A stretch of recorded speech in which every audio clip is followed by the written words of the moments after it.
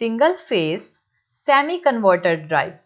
Single phase semi converter drives जो कि positive और नेगेटिव दोनों में वर्क करता है, लेकिन इसमें क्या होता है, पॉजिटिव और नेगेटिव दोनों में क्या होता है कि उनको वर्क करवाने के लिए थायरिस्टर पे एक फायरिंग एंगल पे पल्स प्रोवाइड की जाती है ताकि वो वर्किंग कंडीशन में आए, इसलिए सेमी कन्वर्टर डिवाइस बोला जाता है। सेमी मतलब थोड़ा, जिसमें फायरिंग एंगल दिया जाता है। अब सबसे पहले हम इसके सर्किट देख लेते हैं। इसका circuit same single phase converter half wave converter drives की तरह है, इसमें थोड़ा सा डिफरेंस है।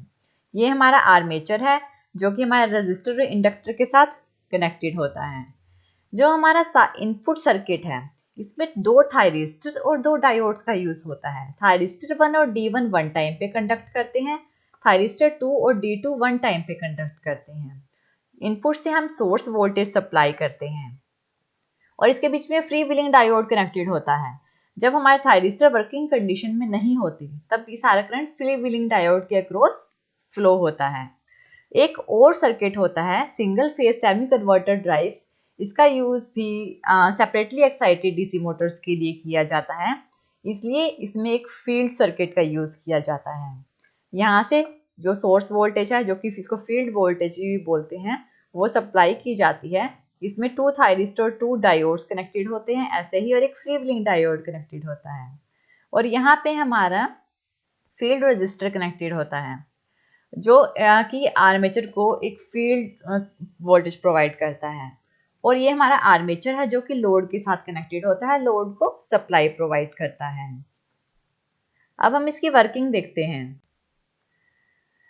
जब हम इनपुट पे सोर्स वोल्टेज से साइनोसॉइडल वेव प्रोवाइड करते हैं तो ये किसके इक्वल होता है, Vm sin ओमेगा mt के।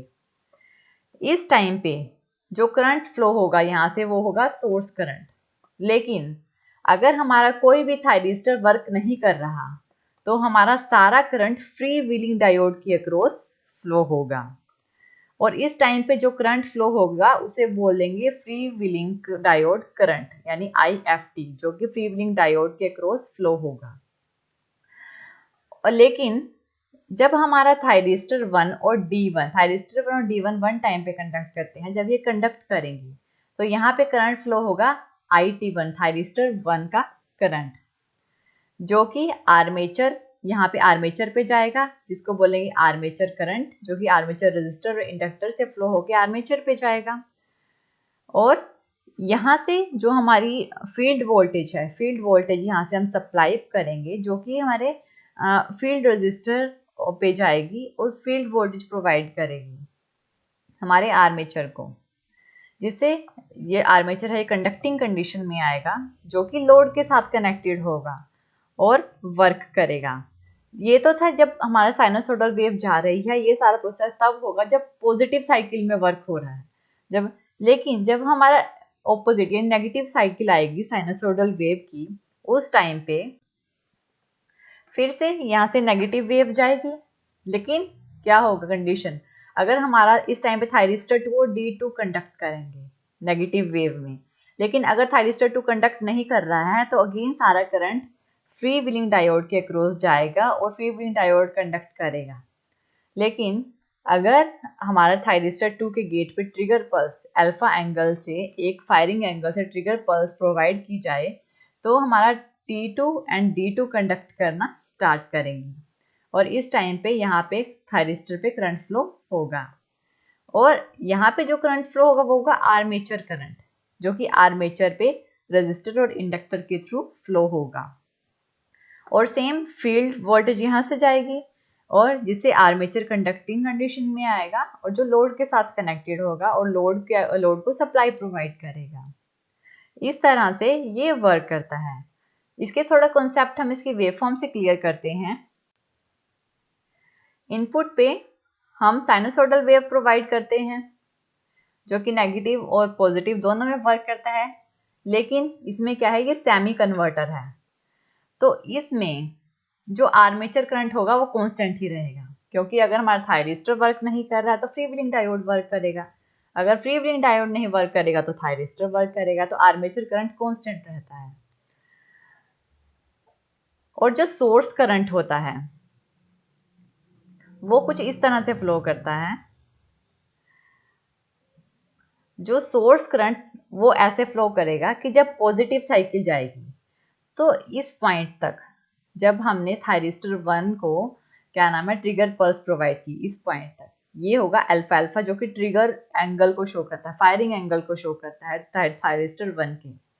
तो इस टाइम पे थायरिस्टर 1 कंडक्ट नहीं करेगा, लेकिन इस पॉइंट के बाद थायरिस्टर 1 कंडक्ट करना स्टार्ट करेगा। और जब नेगेटिव पल्स आएगी तो थायरिस्टर 1 क्या करेगा, ऑफ हो जाएगा।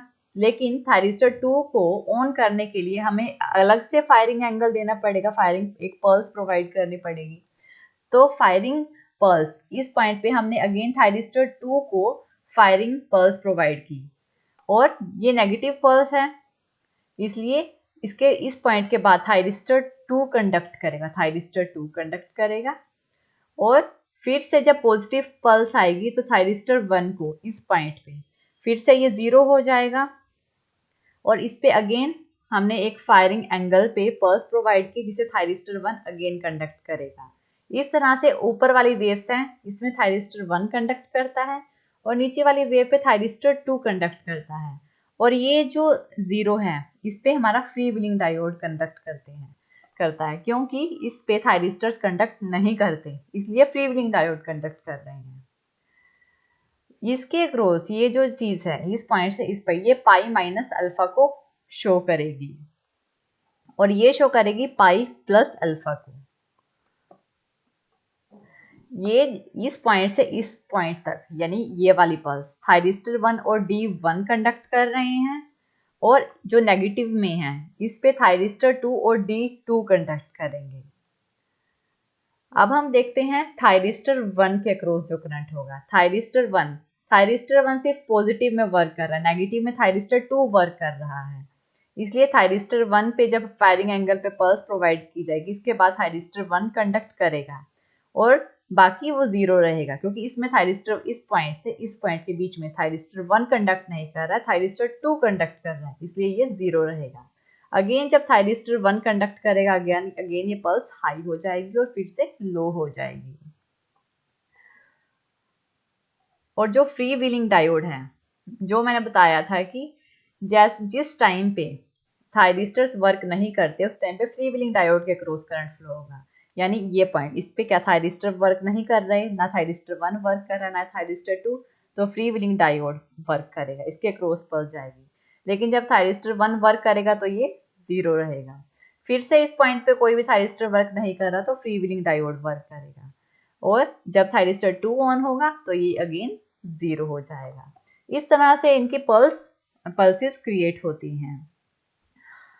और ये जो पॉइंट होता है ये शो करता है हमारे 2 पाई प्लस अल्फा को, और ये शो करता है पाई प्लस अल्फा को।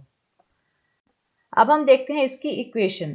जो हमारी एवरेज आउटपुट वोल्टेज होती है वो टर्मिनल वोल्टेज के इक्वल होती है, जो कि हमारे नियर अबाउट जो हमने पहले किया हुआ है single phase half wave drives, उसकी नियर अबाउट उसी की तरह ही है।